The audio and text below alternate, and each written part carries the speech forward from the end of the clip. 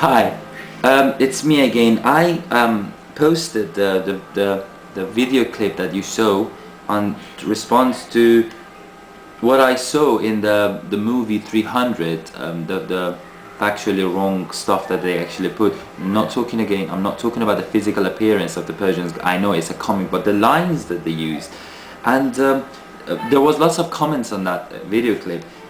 With lots of swears and bad language, but I did find a couple of them who actually didn't use such language, and in response to them, if they really want to learn and if they're really challenging them and to see whether the stuff I said is factually right or wrong, well, I couldn't find all the documents that I wanted it because I didn't study them and I didn't learn them on the internet. I actually had spent lots of time a couple of years ago and some libraries, and I found some books down there, but I did my best. And starting from women's rights in ancient Persia and ancient Greece, well, I mean, you don't, if you really want to learn, you can just go and search for it. Women's rights in ancient Greece, how and I'm not talking about Sparta. In the Spartans, maybe perhaps women had some fair rights. I'm not saying equal to men, but some fair rights. But I'm talking about ancient Greece, and I did mention ancient Greece in that clip. This is the book that I read. It's called Royal Popes and Dangerous Women, Glimpses of the Lost Culture of Achaemenians, Persian. It's by Nick Wellman. You can, if you really want to learn, you can go and read it. But when they were making Persepolis, the palace, they paid skilled women. I mean, skilled women received salaries that could be significantly higher than those of their male counterparts. And women were allowed to actually buy anything they want in the market and trade and do business and well, I give you some names of women who actually fought, and they were generals in the wars, and they had salaries and they had budgets they could spend on their army. Mania, according to this, who maintained her realm and took part as a commander in military expeditions. Arten participated in full armor and campaigns against Greece, much to the horror and resentment of the male chauvinist Athenians. Well, and some other points which I'm not going to actually go into. Whereas in ancient Greece, in Athens, the girls were fed poor food comparing to their brothers, and many other things. I'm not going to go to all of them because I just don't want to talk about them all. About slavery in ancient Persia in the film, and I mentioned when I said Sparta's economy was based on slavery. That's so funny that we don't see any slaves in Sparta.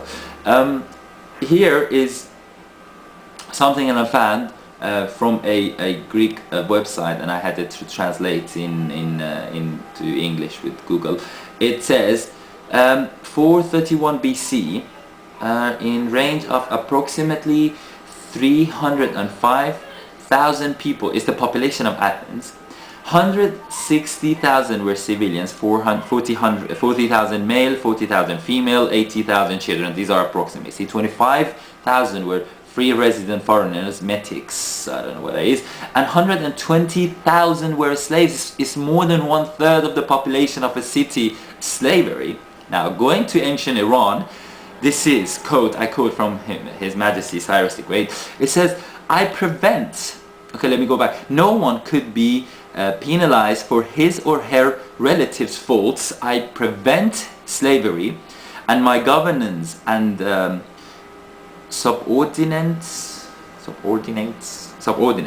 are obliged to prohibit exchanging men and women as a slave within their own ruling domains. Such a traditions should be exterminated in the world over, or the world over.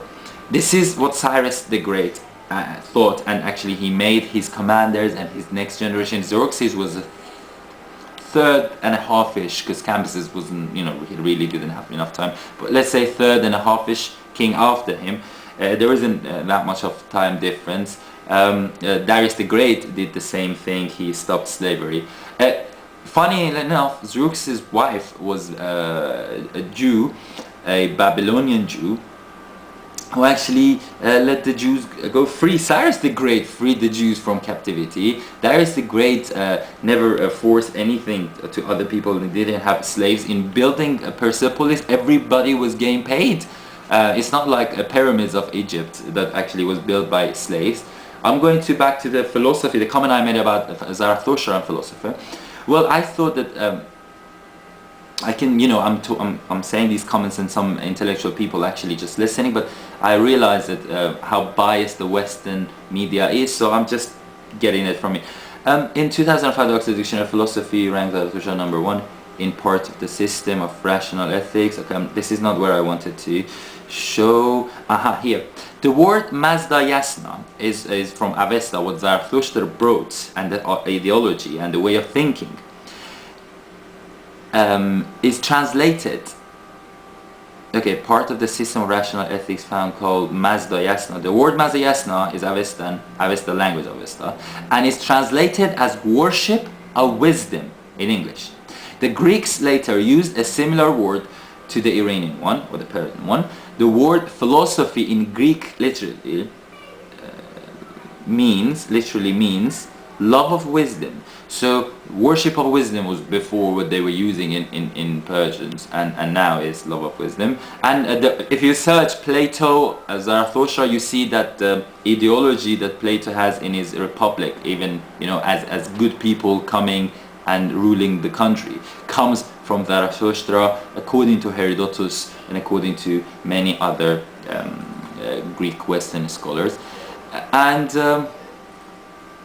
going back to the philosophy, I want to read you a story. It's famous when I was doing philosophy of relativism, which means actually what morality is, what the people around you of that society think is moral and it shouldn't be forced by other people, and blah blah blah. When Darius was king of Persia, he summoned the Greeks who happened to be present at his court and asked them, the story is survived because Greeks were there, otherwise we wouldn't know that this such great person did such great thing at that time, and asked them what they would take to eat the dead bodies of their fathers.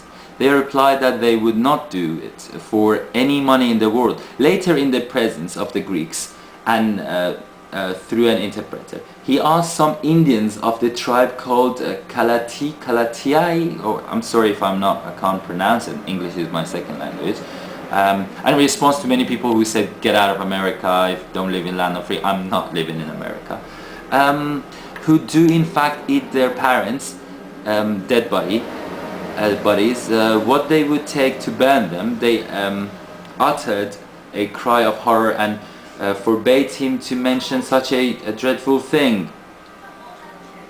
And then by this he actually proved or showed to the Greeks that what he's doing in the country by allowing other people to have their rights, costumes, religion, beliefs and everything is actually something that with reason. Now let me go to, before the battery goes off, I hope it hasn't yet, human rights. Human rights, well, I don't have to say anything about human rights in ancient Persia. The first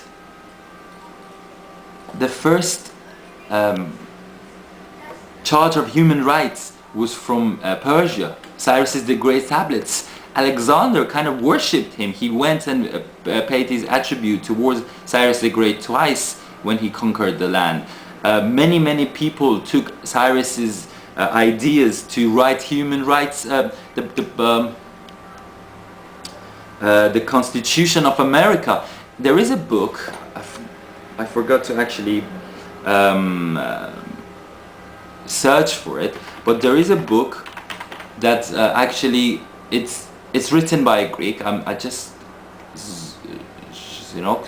Whatever. I'm just gonna find it for you. That actually says how Cyrus the Great's idea